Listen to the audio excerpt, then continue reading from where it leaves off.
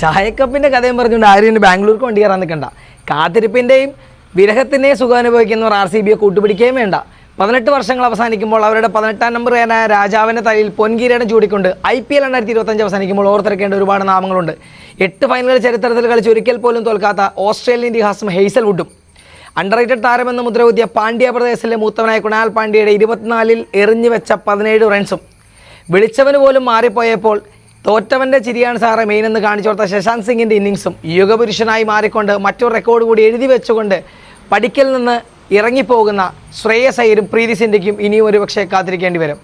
കാലം കാത്തുവെച്ച കാവ്യനീതി എന്ന് പറയുന്നത് പോലെ ഫുട്ബോൾ ലോകകപ്പിൽ മുത്തമിട്ട മെസ്സിയെ പോലെ തന്നെ കാത്തിരിക്കുന്നു വിരാട് കോഹ്ലി. ഇക്കുറി മുത്തമിട്ട് കയ്യിലോട്ട് ട്രോഫി അങ്ങ് വാങ്ങുകയാണ്. ആ കാലം ഇനിയും കാത്തിരിക്കുന്നുണ്ടെങ്കിൽ, ആ കാവ്യനീതിക്ക് ഇനിയും എഴുതാനുണ്ടെങ്കിൽ അടുത്ത കൊല്ലം പഞ്ചാബ് തന്നെയായിരിക്കും. എന്താണ് നിങ്ങൾക്ക് തോന്നുന്നത്?